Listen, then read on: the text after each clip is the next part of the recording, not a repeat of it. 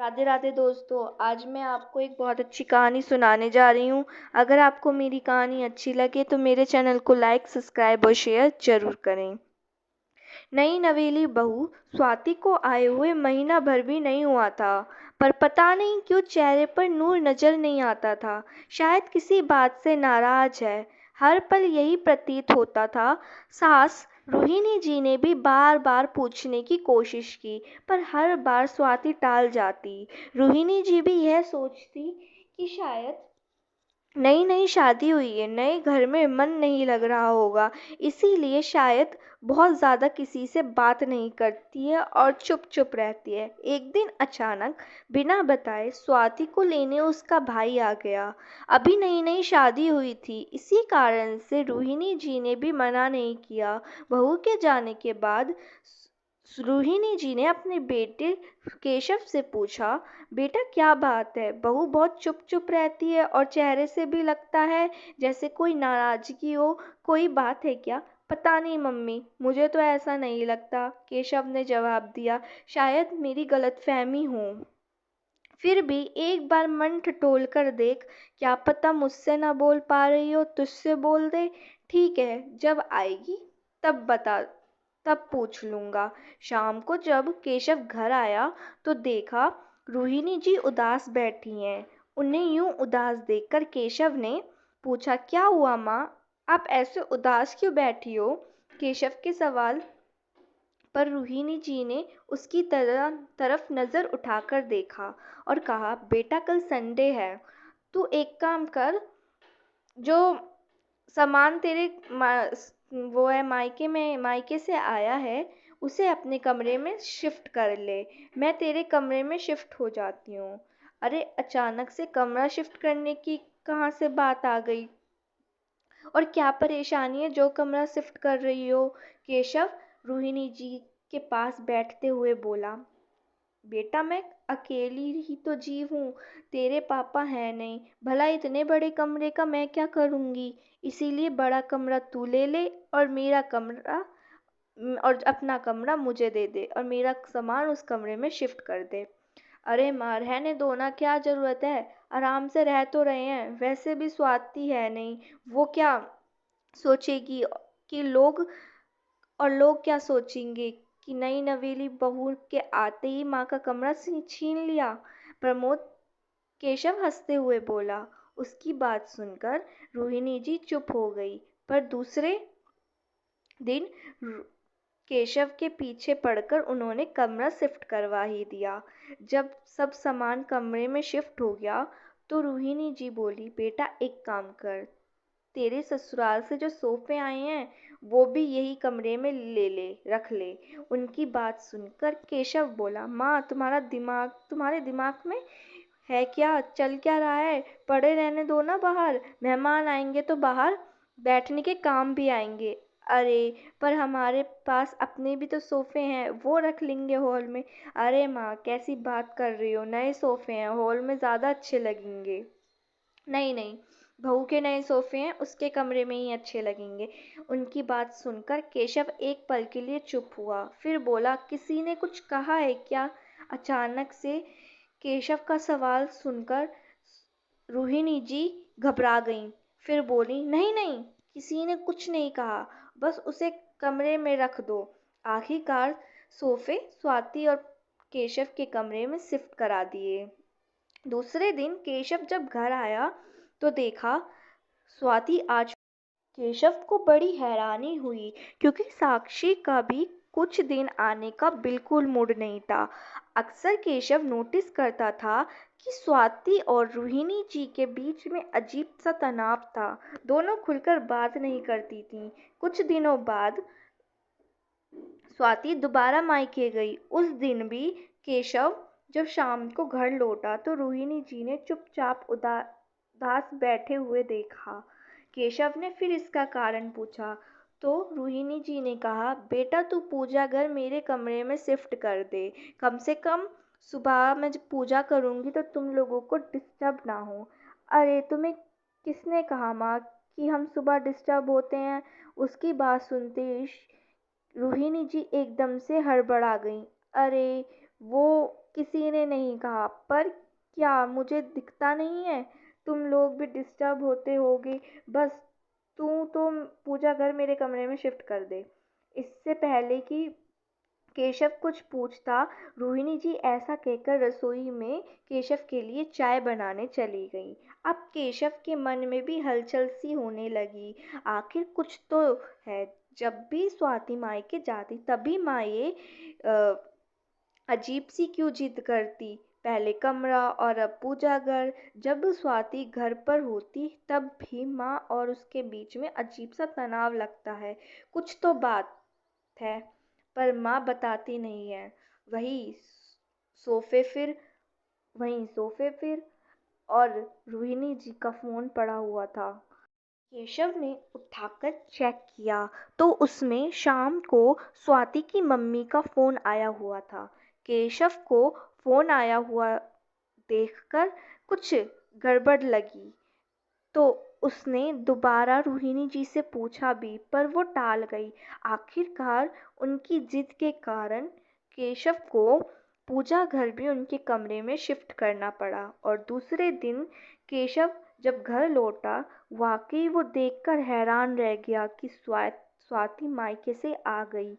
पर जब माँ ही नहीं बताना चाहती तो आखिर केशव पूछे किससे। स्वाति से बात की तो उसने सिर्फ इतना ही कहा, अब माँ की इच्छा है, वो क्या करना चाहती हैं मैं क्या कहूँ। इसके आगे केशव भी कुछ ना कह सका। पर शक का कीड़ा तो दिमाग में बैठ गया था। आखिर उसका शक यकीन में तब बदल गया जब कुछ दिन बाद स्वाति वापस मायके गई। इस बार रोहिणी जी ने केशव से स्वाति के दहेज में आया हुआ टीवी स्वाति के कमरे में लगाने को कहा। इस बार केशव बिगड़ गया। ये क्या है माँ? आखिर ये क्या लगा रखा है आपने? जब भी स्वाति मायके जाती आप बस यही बात करने लग जाती, इसको यहाँ शिफ्ट करो, उसको वहाँ शिफ्ट करो। आखिर चल क्या रहा है आपके मन में? बताती क्यों नहीं हो? केशव की इस तरह चिल्लाने से रोहिणी जी की आंखों में आंसू आ गए और वह लगभग रोती हुई बोली, बेटा मैं तो बस यही चाहती हूँ कि तुम दोनों खुश रहो। आखिर मेरी उम्र ही कितनी बची है। मेरे कारण तुम्हारा घर बसने में कोई प्रॉब्लम हो तो मुझे बुरा नहीं लगेगा। रोहिणी जी की बात सुनकर केशव हैरान हो गया। फिर बड़े प्यार से रोहिणी जी से बोला, माँ सच सच बताओ, हो क्या रहा है? रोहिणी जी ने रोते रोते उसका हाथ पकड़कर कहा, बेटा पहले वादा कर, तू मुझे छोड़कर नहीं जाएगा। मैं अकेली कैसे रहूंगी तेरे बिना? तेरे पापा भी नहीं है। भगवान के लिए मुझे वृद्ध आश्रम भी मत छोड़ना बेटा। ये आपने क्या लगा रखा है माँ? फालतू की बात क्यों करती हो? पता नहीं सब कुछ अपने आप हो जाता है, रोहिणी जी ने कहा। अरे माँ कैसी कैसी बात कर रही हो? जो भी है खुलकर बताओ। मैं आपको क्यों छोड़कर जाऊंगा? और आपको मैं कहीं नहीं जा रहा छोड़कर, ठीक है? मैं बेटा हूँ आपका, आपके साथ ही रहूंगा। और कौन कह रहा है मैं आपको वृद्धाश्रम छोड़ने वाला हूँ? ये घर आपका है। जिस दिन आपको ऐसा लगे मुझे घर से निकाल देना। जब रोहिणी जी को केशव की बातों पर विश्वास हुआ तब जाकर रोहिणी जी ने बोलना शुरू किया, याद है तुम्हारी शादी के बाद जब स्वाति का भाई अचानक उसे लेने आया और वह मायके गई तो मुझे यही लगा था कि उसके मायके वालों को उसकी याद आ रही होगी। लेकिन उसके बाद साक्षी की मम्मी का फोन आया और बोली कि समधन जी कह रही थी कि मैंने सारा दहेज अपने बेटे और दामाद के इस्तेमाल के लिए दिया है, लेकिन आपने सारा हॉल में रखवा दिया है।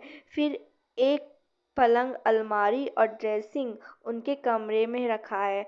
आपने अपने कर्तव्य की इच्छात्विक कर ली है।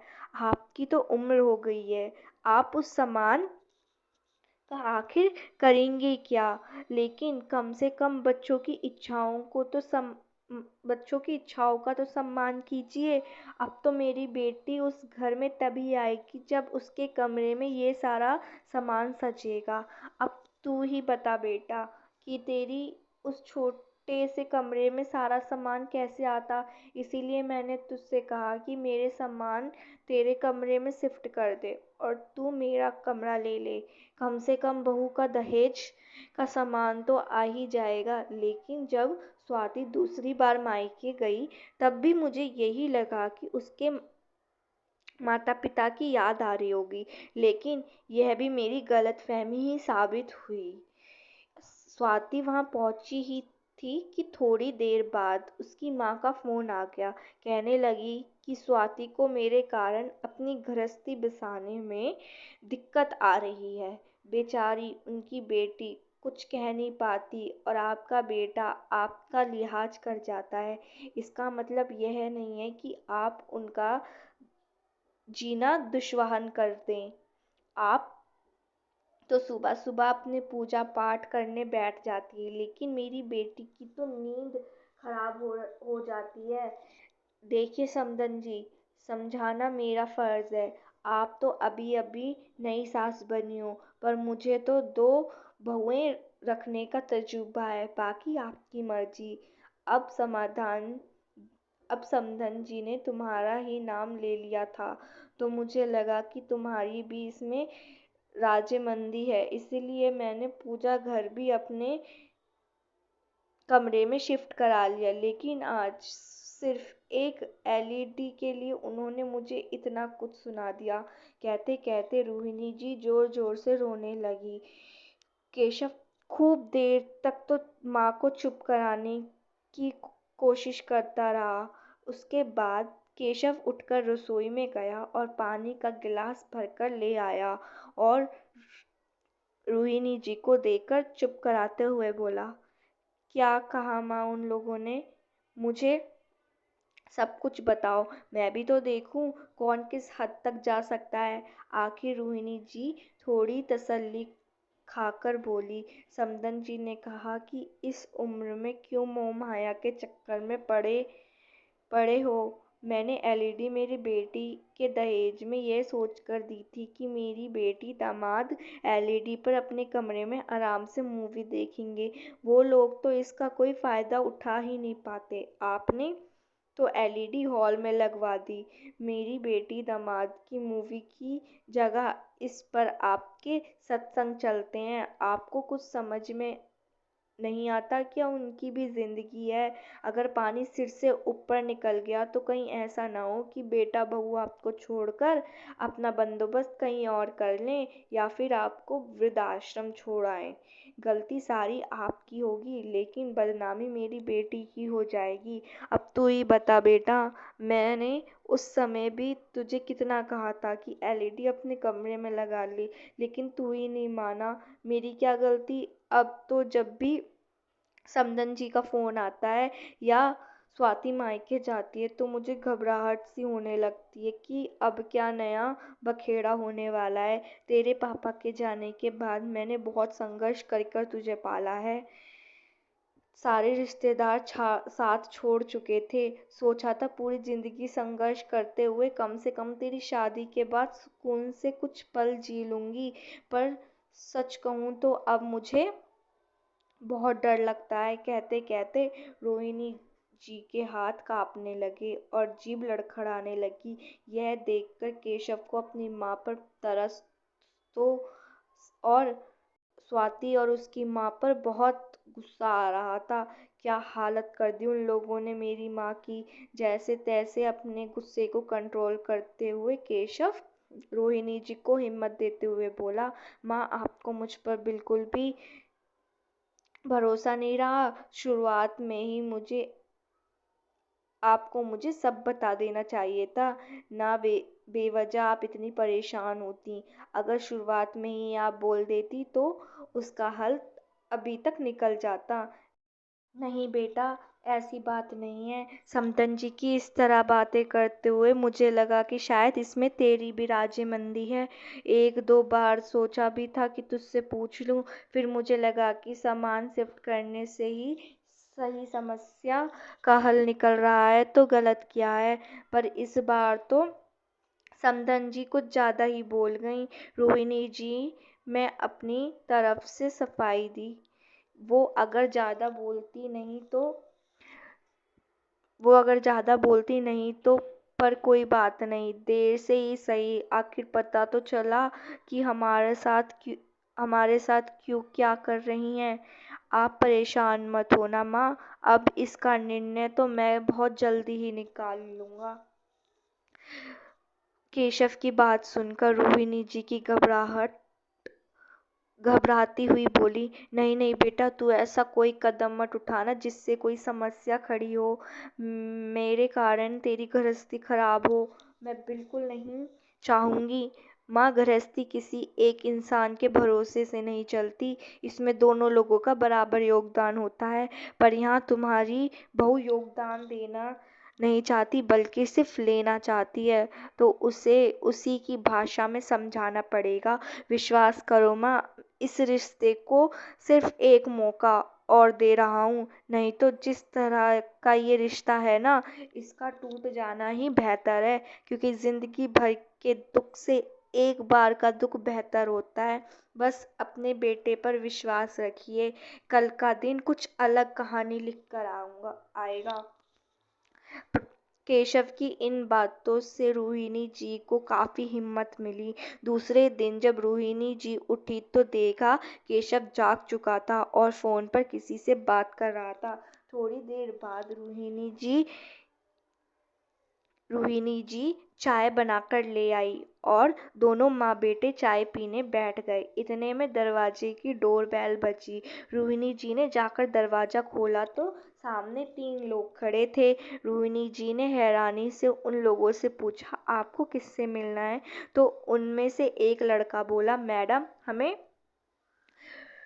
केशव भैया ने बुलाया है, आप उन्हें बुला दीजिए, जो हमारा काम शुरू हो जाए। इतने में खुद केशव बाहर आ गया और आते ही बोला, अरे आ गए आप लोग, चलिए जल्दी जल्दी काम निपटाते हैं और आपको बता देता हूँ कौन कौन सा सामान उठाना है। इतने में रोहिणी जी बोली, केशव कौन सा सामान उठाने की बात कर रहे हो, मुझे बताएगा, आखिर चल क्या रहा है? माँ, बस मेरा साथ दो, हर समस्या का समाधान होता है, कोई सीधे तरीके से समझता है तो कोई दूसरे तरीके से। जिस तरह की हरकत वो लोग कर रहे हैं उससे इतना तो समझ में आ चुका है उस उससे इतना तो समझ में आ चुका है कि उन्हें सीधे तरीके से समझ में नहीं आता, तो बस अब दूसरे तरीके से समझा रहा हूँ। लेकिन तू क्या करना चाहता है, मुझे तो बता सही।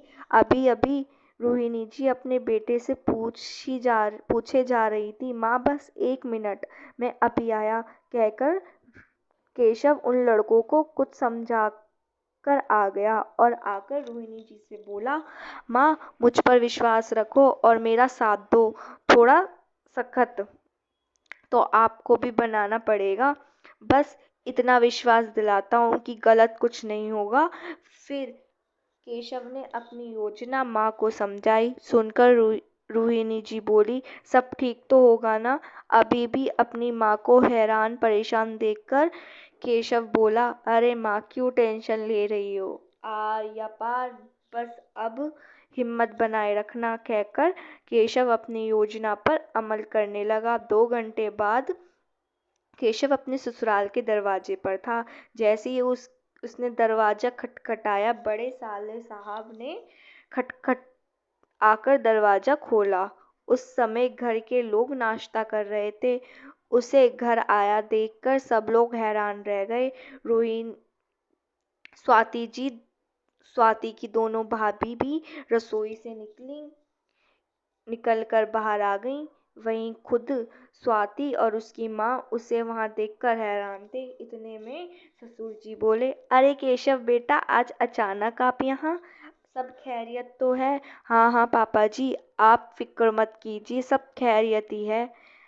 इतने में बड़े भैया भी बोले, अरे खड़े खड़े सब देख क्या रहे हो, रोहिन केशव जी आए हैं, उनके लिए चाय नाश्ता लगवाओ।